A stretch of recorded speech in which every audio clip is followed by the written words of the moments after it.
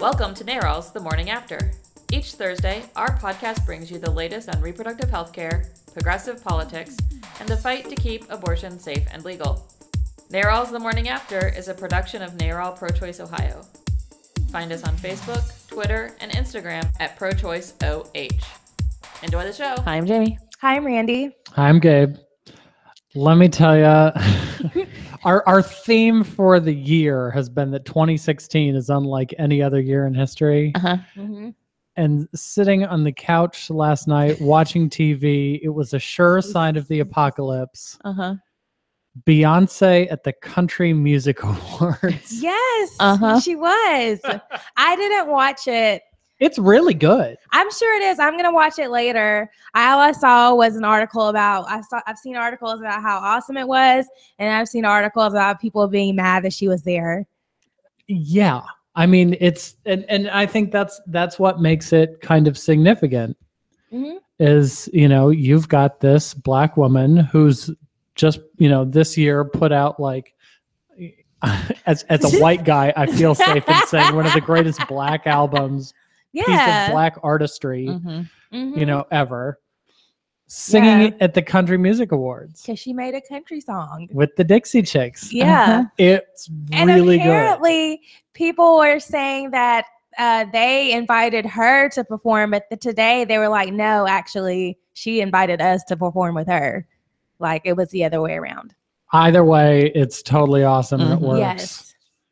So it was one of those like, wait, what? I saw her outfit. I thought that was very interesting. It was an interesting. Well, I don't think Beyonce. So yeah, exactly. I mean, frankly, she's always that was gonna wear a bodysuit and leotards. I mean, it was pretty actually mundane in the Beyonce realm. So maybe that was her version of toning it down a little bit. But I think we talked about this when we talked about our Lemonade album and all the other stuff too, and the fact that like. She's just an all-around amazing artist who can do anything. Yes. And she didn't sing an R&B song at the Country Music Awards. She sang a country song at the Country Music Awards. And knocked it out of the park. Yeah, I mean, country styled, everything. It was very good. So yeah, and playing it with the Dixie Chicks, who have also had their amounts of rejection from the country music world in the past, was kind of a fun little thing. So that was fun to watch. Yeah. So that was one. And speaking of knocking it out of the park, the other sign of the apocalypse. Go Cubs, go! Oh, jeez. Apparently, that's the Cubs song. I don't know. It is. I was the only person apparently not watching, so I was watching American Horror Story. You would have seen many thousands of Cubs fans. Yeah, to Cleveland fans, it looked like American Horror Story. Yes, but it was a great series. It was. Yeah. So I heard about. Yes. You should watch. It was really exciting. I'm just not a base. To me, that's like, other than golf, baseball is like watching paint dry for me. Yeah. Although I heard they had some exciting plays. And I'm sure they did since it went all the way to Game 7. And it was great. But baseball is just, It was exciting. Yeah. So, but congratulations to Cub fans everywhere, including the one running for office, the third sign of the apocalypse. We're going to have a female president. And I say that as an awesome sign of the apocalypse. Well, she is from Illinois. Oh, she's a huge fan. You should actually check out, we'll find it and put it in the show notes, the video of when she found out that the Cubs were going to the World Series, because you thought her face was fabulous when she was amazed at the balloons at the convention. She had pretty much the same look on her face as she watched the last play of the series before the World Series, and she was like staring at her phone with the same kind of look on her face. So yeah, she was very excited the Cubs were going to the World Series. Awesome. So Hillary's team won last night, and Hillary's going to win on Tuesday. Yes. As I believe we talked about in a previous episode, Secretary Clinton was endorsed by the Cincinnati Enquirer. That was one of those, holy cow, this has never happened before, only in 2016. adding to that is something else we've never seen before. That same paper re-endorsed her. They reaffirmed their endorsement with a brand new editorial column just issued yesterday saying, hey, there's been some crap that's gone on in this election. The FBI director is for some reason involved. Yes. But they are absolutely standing by Hillary Clinton for the conservative Cincinnati Enquirer to issue 2 endorsements for that candidate. And they endorsed her in the primary too. Exactly. You know, it's I'm glad they did significant. that. Yeah, because what he's done is just, well, obviously, you know, Donald Trump is happy about it, but it seems like even from both sides, people who have been in the background on both sides, Republican, Democrat, whatever, are saying like they don't understand why he did this. And it's just like no one's ever done this before. And it's definitely it seems like he's trying to like influence, but maybe he's not. I don't know. As people so like to say, I don't know his heart. So, well, I think he was. I mean, if you're going to defend him at all, he was in a weird spot because I think either way he was going to get screamed at. You know, if he didn't say something and they did find something later, every conservative person on the planet would have said, why didn't you disclose that you were looking at these new emails? I mean, I think his excuse was completely ridiculously stupid because his excuse was I told Congress we were done and then we found these other emails. Right. He told Congress they were done, but if anything else came up, of course they would review it. Yeah. That's what happened. That's what he was doing. We didn't need to say, hey, Congress, we're over here doing something. Yeah. So, yeah, it's just stupid. I mean, we do public records requests all the time. And because you get those records from multiple people, and by definition, an email goes from one person to another person, you usually get multiple copies of a single email because you're getting them off of different devices from different people.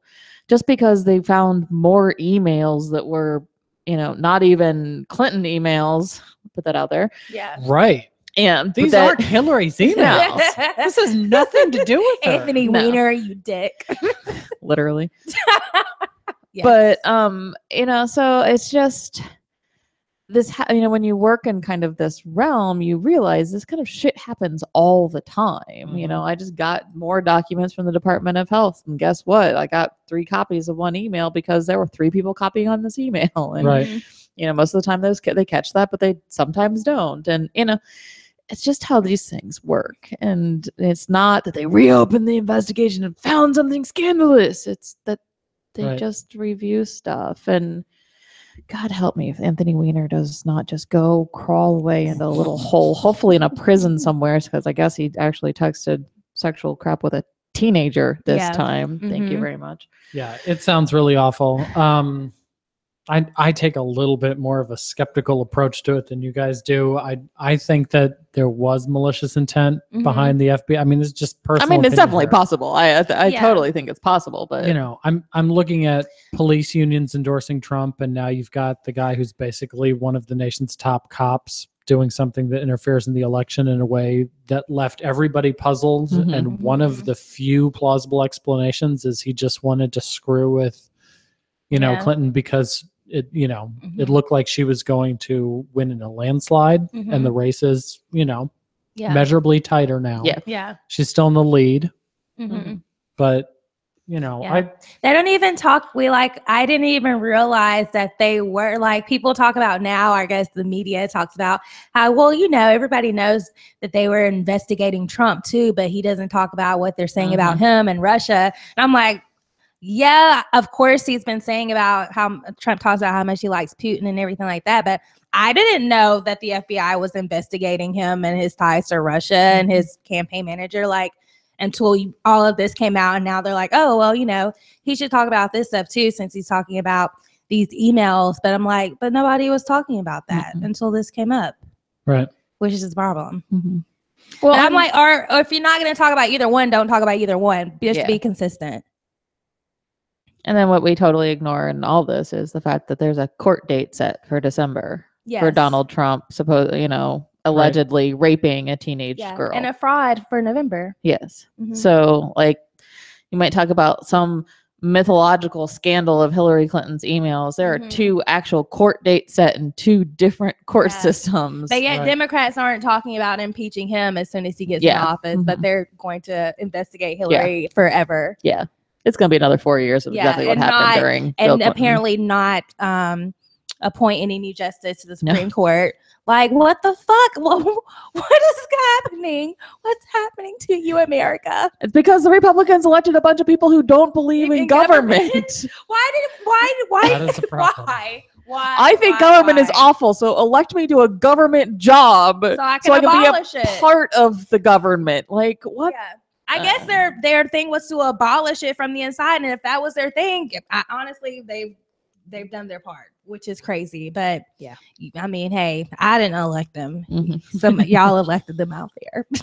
Well, speaking of people working in government who hate government, the other thing in the Cincinnati Enquirer this week that we want to talk about is an op-ed by State Representative John Becker from Ohio, obviously. Who has a complete laundry list of all of the reasons why he opposes Hillary Clinton. His idea is that if she gets into the presidency, Congress will be completely castrated. That's the term he used to describe the Senate. Nobody likes them right now. They do nothing right now. They have the lowest approval rating ever. Right. They work fewer and fewer days every year. Like, y'all don't do anything now. And that's not nothing. because of the president. No, that's what they decided. Yeah. You know, there was no like slew of bills they gave to Obama that he vetoed. He vetoed, one thing that wasn't really significant policy. What have they done except name coins and libraries? They've done nothing. That's really the truth, though. They've done nothing. Right. They have no ideas. Their only thing is whatever the president says no to that. And that's why they're in the position they're in now. Right. Becker is promoting Donald Trump in this. He says Trump is the candidate who is supporting pro-life issues, supports the Second Amendment, wants to lower taxes and control spending. He says Clinton supports partial birth abortion, which he defines as baby killing until the moment before the child is completely out of the birth canal and it's paid for by taxpayers. What? Okay. And then he goes back to the Second Amendment because, you got to sandwich abortion with Second Amendment. So. Yeah. Like most Democrats, he supports higher taxes and big government. That's his thing against Hillary. No. He's clearly repeating the same Trump shit, lies about partial birth abortion, which we heard during the third debate. Which they did. We didn't mention it because we haven't had a podcast episode since then. We've been kind of busy with electoral work. Sorry. It's propaganda too. Yes. All that is right-wing propaganda. It was invented by the pro-life movement. There's no such thing as partial birth abortions, late-term abortions.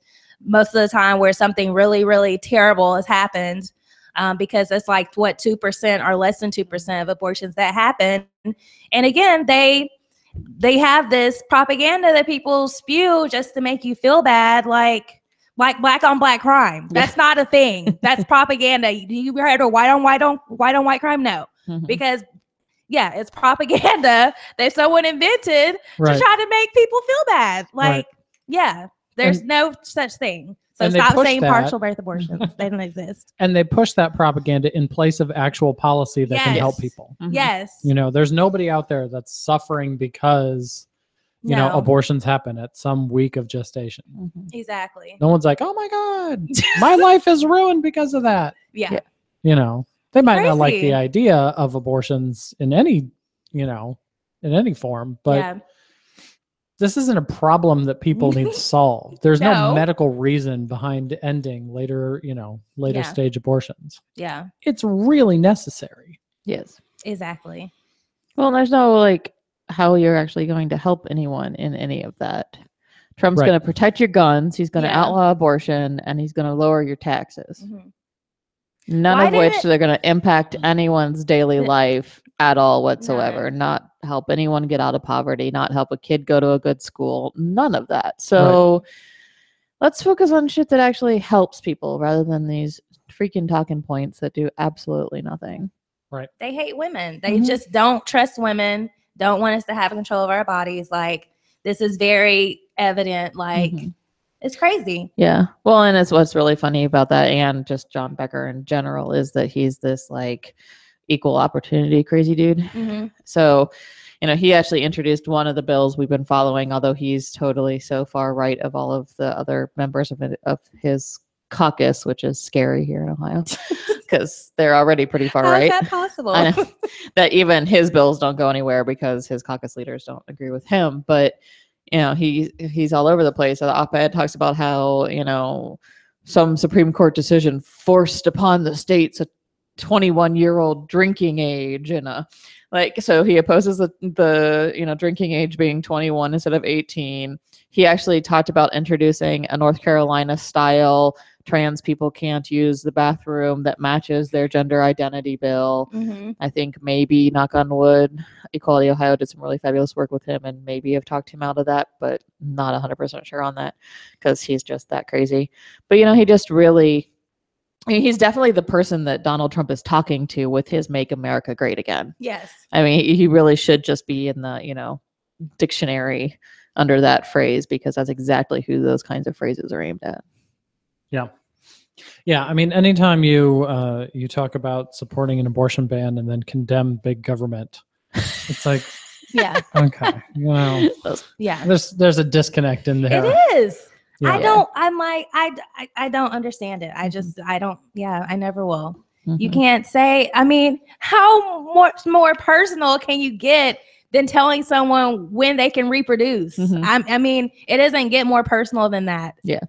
Right. Yeah. But while he is a little bit more extreme than most, he is in the state legislature. We need to change the state legislature. And so NARAL Pro-Choice Ohio did endorse candidates for the 2016 election. So everybody knows that NARAL has endorsed Hillary Clinton and endorsed Ted Strickland. Those endorsements come from our national office, NARAL Pro-Choice America, which is technically separate from us, but, you know, wholeheartedly agree with those. NARAL Pro-Choice Ohio endorses the people who work in the State House. So for the Ohio Senate, there were very few competitive races. So Emily Hagan is our endorsed candidate in District 24. That's the Cuyahoga County outskirts. Yes. It's kind of the U of the edge of Cuyahoga County. If you live in Cuyahoga County but don't live in Cleveland, you're probably in Emily Hagan's turf. So look for her name on the ballot. She's really awesome. I'm going to call an audible here and give her the "that's what she said," because she was asked about abortion and Planned Parenthood during her interview with the Plain Dealer, and we have video of that. It's a very nice answer that she gave. We'll put that in the show notes. In the Ohio House, we have Brittany Bowman in District 2, Kent Smith in District 8. In District 11 is Stephanie House. 13 is Nikki Antonio, 16 Tommy Green, 17 Adam Miller, 18 Kristen Boggs, 28 Jessica Miranda, 31 Bridget Kelly, 34 Amelia Sykes, 35 Greta Johnson, 55 Dan Ramos, 58 Michelle Lepore Higgins, 75 Kathleen Clyde, and 94 Sarah Grace. Many of those are names that should be familiar to podcast listeners, because they've been really terrific pro-choice champions. And those who you don't recognize are some newbies that we'd love to have added to our core of pro-choice legislators in Ohio. Yeah. I'll call an audible too and congratulate Brittany on her new baby boy. Yes. Yay. Adorable new baby boy that I see in my Facebook feed all over the place now. But she's been a fabulous activist with us for a long time and decided that running for office wasn't, you know, stressful enough, that she should, you know, add having a baby a couple weeks before election day to that. Right. So congrats. And Representative Boggs too is almost there. Yes. Oh, she's having a baby too? Yes. Oh yeah. She's my representative. Yeah. She put up a picture on Facebook of her voting with the big baby belly. Oh, okay. Yeah, gotta do this now, just in case baby decides to make an early arrival. Right. So yes, so they're a fabulous group, and go out and you can go to votechoiceohio.org and you can see all of our endorsements. Our endorsement process does not just include every single person who's pro-choice. So we actually have a voter guide linked on that website as well, so that you can actually see where people stand, even if they're not endorsed on the issue of choice, based on voting records and those kinds of things too. So if your people weren't included on the list of endorsements, go check it out and see if you can at least figure out where they stand on access to abortion. Absolutely. So don't go and just vote for Hillary and Ted and walk out of the booth. It's not allowed. Keep going. Keep going and keep going and keep going and keep going. Yes. We'll put a link to those endorsed candidates in our show notes. So, and speaking of the value of pro-choice champions, we're going to need ours after Election Day. Yes. The year is not over on November 8th. Yeah, everybody keeps saying how we have one more week left, and that's not actually the case. So can it be Christmas time yet? No. So everybody go and vote between now and Election Day. I'll give you like a day on the 9th. You can have a day. And then we got to get back going again, because the very next week, the Ohio legislature comes back for at least 4 or 5 weeks of a lame duck session. Right. Yes. The lame duck session, we know Ohio Right to Life has already said that making a 20-week ban is going to be a priority of theirs. This is actually 2 bills, one in the House, one in the Senate. The Senate one was already passed by that chamber. Yeah, so they're actually both in the House. Both in the House right now. But Ohio Right to Life wants to pass a key piece of legislation that they can, go out on a win for them. We're very confident it's going to be the 20-week ban. The Cleveland Plain Dealer reported this with quotes from Ohio Right to Life, so this isn't just speculation. It's been investigated by the media in Ohio. A 20-week ban would be absolutely horrific for women and families in the state of Ohio. Randi, as you said, they're very rare. They're few in number. But the situation wherein an abortion at 20 weeks or later is necessary is normally a decision that comes after medical advice.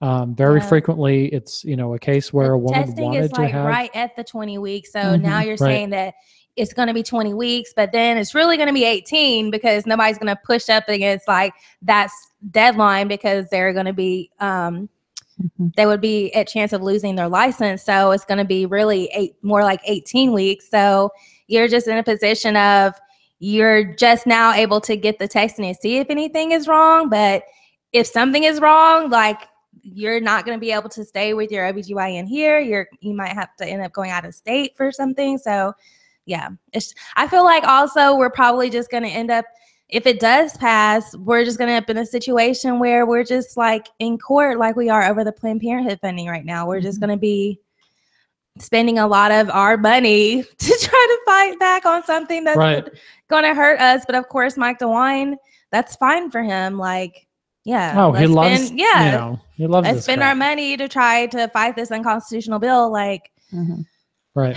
Because it's always election season. Mike DeWine really wants to do that, because as soon as this one finishes, we'll start the 2018 gubernatorial race here in Ohio, and you'll hear a lot more of Mike DeWine's voice. Yeah. But I think, too, the other piece that's really kind of critical on this 20-week ban is the data that we're already seeing on what's happening to women in Ohio and getting access to abortion. We saw it start with 2014's data, and we saw it again in 2015, where all the restrictions they've already passed that have closed half the clinics in Ohio and have made women drive further and wait times longer and all those things are pushing women further into pregnancy.